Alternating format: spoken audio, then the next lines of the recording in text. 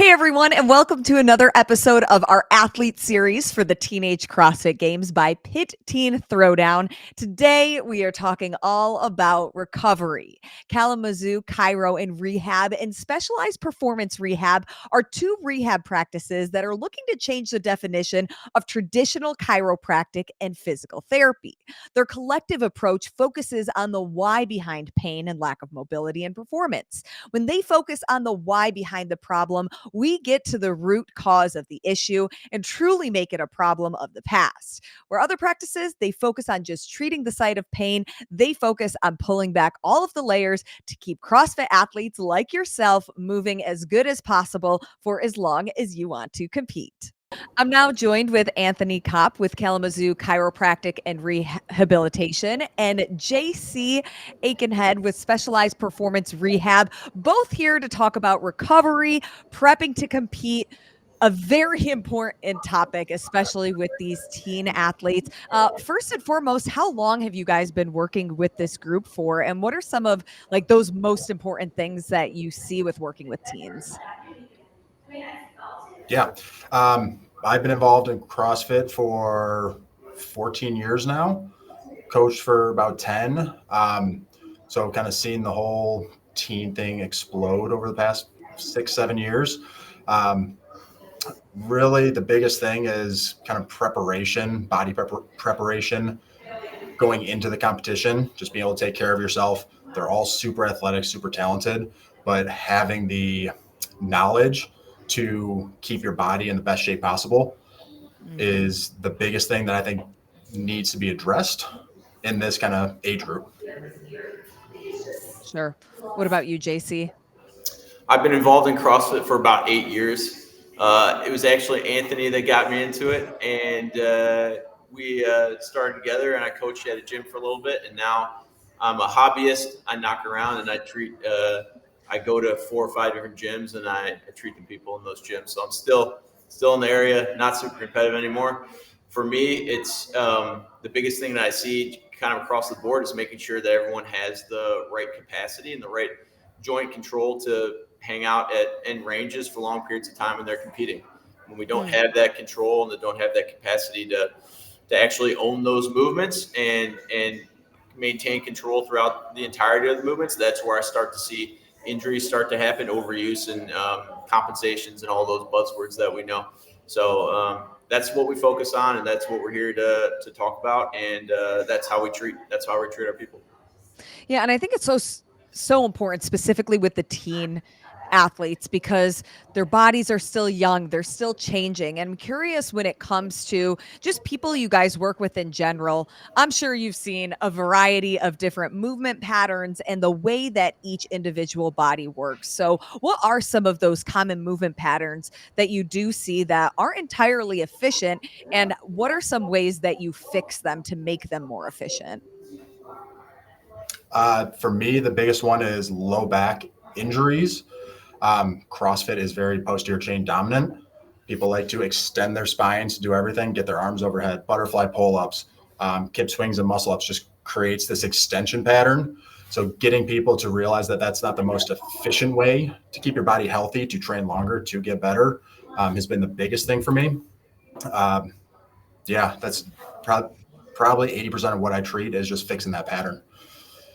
What are ways that you can fix that pattern? Yeah. So the three that I usually give for most athletes, this is very general. I'm going to have Michael come help me here. What he's going to do is he's going to go hands and knees on the table. What I look for is, can they keep a somewhat neutral spine? Right here's a little bit rounded, so I'm going to drop this down. That's pretty good right there. Can you control your core to make sure that you don't go into this extension position? So I always start with the shoulders. It's typically the easiest from this position. He's just going to take one hand and bring it to his opposite shoulder. Doesn't move at all, so he can control this pretty well. Drop it down, go to the other side.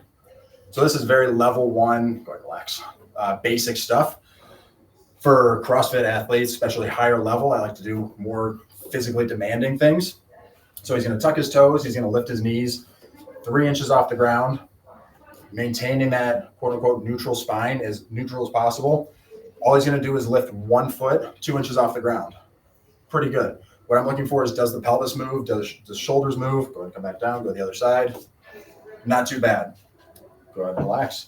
What I see with people that have some sort of injury or lack of core control is if he comes up, it's a lot harder on the shoulders in this position. So I'm going to have him lift one arm. And you can kind of see how he sways his body all the way this way. Come back, lift the other arm, and he sways this way. So that's a lack of control when he has to stabilize with one arm. Now, it doesn't happen very often in CrossFit, mostly just single arm stuff. But this general kind of assessment and what can be a warm-up exercise gives me an idea of how do they control their body from head to toe. The next one I like to use personally as a warm-up, just because it gets my abs engaged a little bit differently than traditional sagittal plane front to back CrossFit, is if Michael goes on his back here, he's going to lift his legs up to a 90-90-ish position, a little bit higher. Bottoms of the feet come together just a little bit, knees shoulder width, hip width apart. He's going to drop it one arm out. This arm is going to stay in line with his knee over here, and he's going to start rolling as a barrel to the side, and then he's going to come back. And go again. Go a couple more times. With CrossFit, because it's so sagittally plane, front to back plane driven, we don't get a chance to train rotation very often. When I'm warming up, I focus on the core first, because that's going to give you access to hips and shoulders a little bit better versus just doing a kind of basic, get on the bike for 5 minutes, squat a few times, and then go. One time. So as he comes right here, he's going to stop. This position is where you're going to get most of your oblique activation, which is going to turn the back off. It's going to get everything on the backside to relax. Starts opening up the hips a little bit. Go ahead and relax. The third one that I like to do is going to be more of a complex movement, where now we're starting to separate the body just a little bit. So what I'm going to have you do, knees come up here, both arms are going to come up, and this is what they call a dead bug. With this though, I like to get the kind of chains working, oblique change, so getting the shoulder to hip connection a little bit better. He's going to take one hand, he's going to press his knee and hand together to get the abs working. It's going to flatten the back. Again, it's going to get the back to let go. Then he's going to drop this foot down and this arm down. What I want is this back to stay nice and flush with the table. He's going to come back up. He's going to go again. Usually 2 to 3 sets of 8 to 10 reps per side. Gets the abs going pretty well. The last one, I have big issues with my hips. We'll just say that. So I have to spend a lot of time getting my hips training through different ranges of motion. So I'm going to lay on the side. These hip circles, controlled articular rotations, are very, very good for teaching you to control certain ranges of motion that you probably don't get in a typical training session. So what he's going to do is he's going to start here. Pelvis, back, rib cage stay in the same spot. They do not move ever. He's going to bring his knee up as high as he can without the back rounding. He's going to keep his pelvis where it is, and now he's going to bring his leg out to the side. You should feel the side of the hip working really, really hard. Then he's going to keep the knee where it is and turn the foot backwards as he starts lowering this down, and then creates that circle. He's going to reverse it out to the side, turns it back in, and back down. 3 to 4 reps. Your hips should be burning pretty good. You'll feel really, really loose after you do it. This is probably my favorite before squatting. Since I have bad hips, I really focus on doing this even between sets, just to make sure my hips aren't doing too much extra work, and it allows the back to relax a little bit more. So are these movements that you would want to, like as a CrossFitter, like you said, we use so much of our posterior chain, and thank you, Michael, thank you for the demos. Are these things that you would want to implement into your warm up every day, 3 times a week, like specific to what you're doing, or what's kind of your rule of thumb? Yeah, so this would be part of my general warm up. This is kind of a general warm up I give to most athletes that I work with, because it hits shoulders, hips, core, and then you can get more into your specific warm up. if you're squatting that day, maybe you're doing some hip openers and goblet squats and that kind of stuff. But I would do these 2-3 times a day if you can, just to make sure that these movement patterns are improving and you're not creating that compensation of extending through the spine. And kind of that $1 million question, how long does it take the body to adjust to these new movement patterns and kind of fix some of those issues that maybe we've built over the course of months, but for a lot of the athletes we're looking at, years? That's a very loaded question. My opinion is you can make really, really quick changes. But if you don't know how to integrate it into your training, then you're kind of going to reset. And that's where, like, that's why I said 2-3 times a day, you're allowing your body and brain to figure out these new movement patterns versus, okay, I do a couple sets, I feel great. I go to squat, I squat super extended, my back's on fire, and then I just go sit in class or go sit at work, whatever it is. The more you can do it, it's like learning a new skill. The more you do it, the faster it's going to happen. Typically what I see is between 2 and 6 weeks, all dependent on training volume, training intensity. The more volume, more intensity you're going to have, the more likely you are to fall into old patterns. That's the kind of general answer. And JC, I think you're our next demo person. At least Sure. It looks like it. You have a kettlebell there. Ready to go.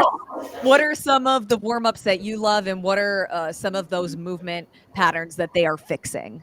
Yeah, so it's everything kind of talks in the same vein as Anthony, right? We kind of share those same principles where we're seeing a lot of people that work within a sagittal plane. A lot of the movements tend to be lower back dominant, tend to create a lot of extension. So a lot of what we do is just kind of dial that down.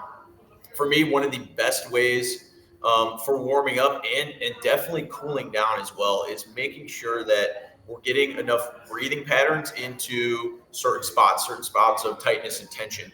So I'm gonna start like from a low back perspective. One of the ones that I give people, especially when they're finished with a workout that's very low back dominant, is kind of setting up in this quadruped position, and then we're going to slowly lower ourselves down, and we're going to start creating a round here in our low back. I'm not scared of a round in our low back when we're cooling down and when it's unloaded. We're actually able to get ourselves down and our belly down into our thighs. Now, we can reach forward like so and create a lot of good length through there. So instead of that extension or that extension tightness, we can start to flex that out a little bit more. And all I'm going to do down here is breathe nice and easy. And I'm trying to expand my stomach. And actually, when you start getting really good at this, you can feel your low back starting to expand as well.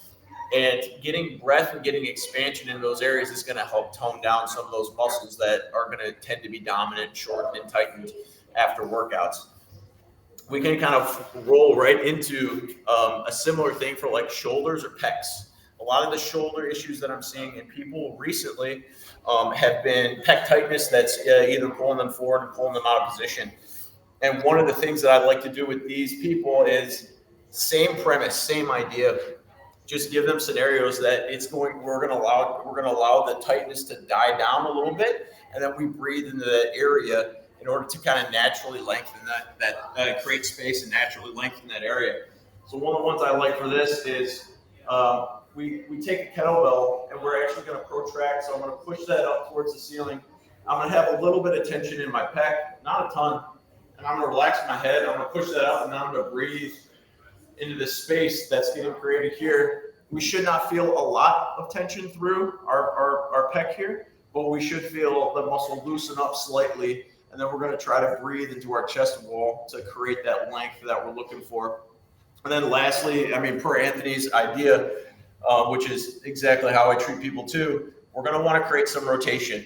And one of the things I like to do, especially, this is definitely good for warm-up and definitely good for cool down, is having people kind of roll. You can do the same thing with the kettlebell. We're not going to pronounce that so much, but I'm going to keep this pointed up towards the ceiling, and I'm going to gently roll to the side.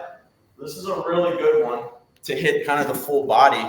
We're making sure that we're actually creating a lot of hip internal rotation. We're creating a lot of motion here at the ribs. And I'm just going to slowly push that kettlebell up towards the ceiling and slowly roll it back. So instead of just driving those same patterns over and over again, those extension patterns, we're going to start creating other motions through our ribs, through our pelvis. We're going to create some good breathing opportunities as well and some rotation. And it's a pretty good catch-all, like a general warm-up, cool-down exercise at the end there. Looking at the kettlebell, what is kind of the rule of thumb on what weight it should be? Obviously, it's not supposed to be a part of the workout, so Correct. it's not going to be Yeah. heavy, but what are some of the things that you're looking for when choosing a weight? You're looking for something that you have to actually concentrate to hold up. If it's so light that your arm can move anywhere and you can still hold it up, we're not achieving the goal. But we don't necessarily want to have to push against it so much. So I like to say, like, if you can grip it, like I could grip this and maybe hold it out like this or around, but I'll notice that right away. And honestly, I couldn't do that for a long period of time. So if you have something that you can hold and like move around, like one of those really light dumbbells or kettlebells, it's probably too light. If we're having to really use a lot of force to kind of create that turn and create that motion, we're trying to, like, especially for a cool down situation, we're really looking to dial down tension, create that like parasympathetic scenario for your body. We don't want to use a ton of force, right? We're trying to remove that. We already used our force if we're in a cool down scenario. So it should be something that you can move into that's very, very manageable. We shouldn't be able to ragdoll it around, but it should at least kind of hold us in place a little bit or force us to move in a different direction a little bit. And even when we speak about cooling down, I mean, I'm sure that we can all relate that there have been workouts that absolutely wreck us. We just lay down and don't really want to move for the next 20 to 30 minutes. But are there some key things that athletes can do as soon as that workout's done to begin that recovery process? And obviously, we know nutrition and hydration, that's kind of a separate thing. But when it comes to continuing that blood flow and movements that athletes can do to expedite recovery, which we know is so important. Yeah. So my favorite thing to do, and the goal is to get as parasympathetic as possible, especially for like a multi-event day. You're going from 100% workout to maybe 2 hours of resting, try to get some food in you, another one, rest, another one. The goal is to calm the nervous system and calm the body down as much as possible. Yes, keep blood flowing. You should be moving. It's not stop, go take a nap for 2 hours and maybe drink protein shake. Michael wants to hop up here real quick. On your back, please. So the goal would be to, again, get out of that extension position because that's going to drive more sympathetic activity, more fight or flight. He's going to bring his legs up. You're going to find a box, a bench, something just to rest your legs on. And then all I want you to do is focus on breathing into your belt line. So he's going to take a breath in. This pushes out a little bit. He's going to breathe out. You can pair this with box breathing, 4 second in, 4 second hold, 4 second out, 4 second hold. But anything just to relax the system as fast as possible so you are ready to eat a little bit. You can digest a little bit better and then get ready for your next event. So 2 to 4 minutes after the event, find a box, throw your feet up on it, bench, mom, dad, whatever it is, and just focus on slow, gentle breathing to get the heart rate down, get the respiration rate down. And JC, what would you say are some of your favorite ways to start cooling down to begin the recovery process? Yeah, so I like just walking to start. So when you get finished with an event, instead of just laying down, right, let's see if we can get ourselves up. Let's see if we can start to calm our breathing down, but let's see if we can keep ourselves moving. Every time we're taking a step, right, our body's pumping blood up, we're recycling, we're getting more oxygen in it, we're getting the lactic acid out. We can start pumping it that way. Any of the I really enjoy, and I think it's very valuable, similar to what Anthony's talking about, doing that exact same thing, but then start working in different positions. Because as we kind of put ourselves up against the ground and we breathe, as we take some deep inhales and exhales, our body's gonna push into the ground. We're gonna continue to work on. You can't see it, and it's hard to feel, but you're actually continuing to keep yourself fairly mobile in certain positions if you're just taking different positions, breathing, into the abdomen. And one of my favorite ones that I think is going to be it would be valuable is breathing here and bringing yourself up like this, especially if you just did a heavier something very, very shoulder intensive. Just kind of creating this position, creating good stabilization, making sure we can breathe in and out of this position. I like getting into different orientations, laying on your side, laying on your side, laying on your stomach, laying on your back. It's going to move the body around a little bit differently and make sure that, from a 360-degree perspective, we're continuing to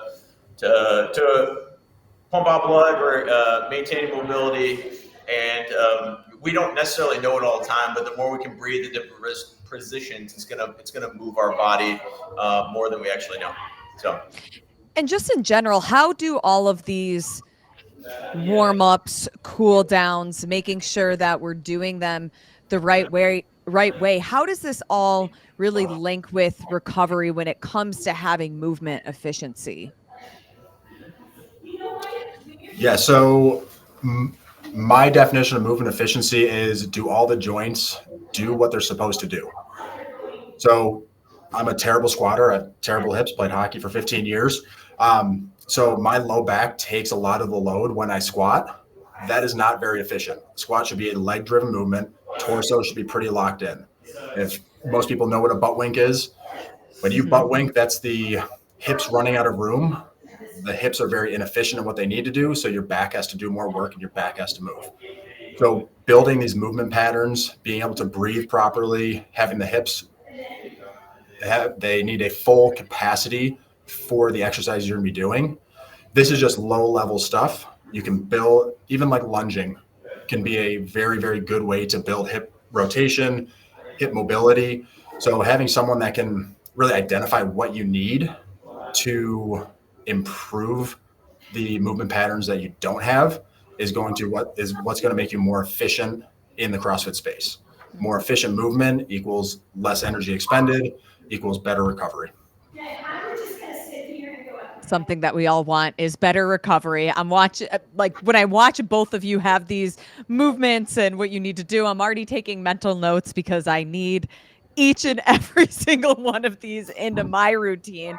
Lucky for the teen athletes at the games this summer, y'all will be there in the recovery area. What are some things that they can expect to see from you? And, if they have questions or concerns, just, what can they expect? So we're going to be doing as much as we can for your recovery. Soft tissue work, some rehab exercise, teaching you how to breathe. If you don't feel comfortable after the event, little tweaks, shoulder, hip, knee, whatever it is, we're going to try to take care of you best we can. The biggest thing is we just want to offer value to these kids that they're not going to get at any other competition. We're going to have a staff of PTs, chiros, athletic trainers, MDs, DOs, pretty much any acronym in the medical field.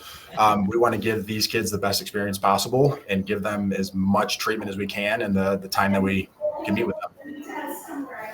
I would also say that if you're dealing with something coming into the event, be sure to get to us early.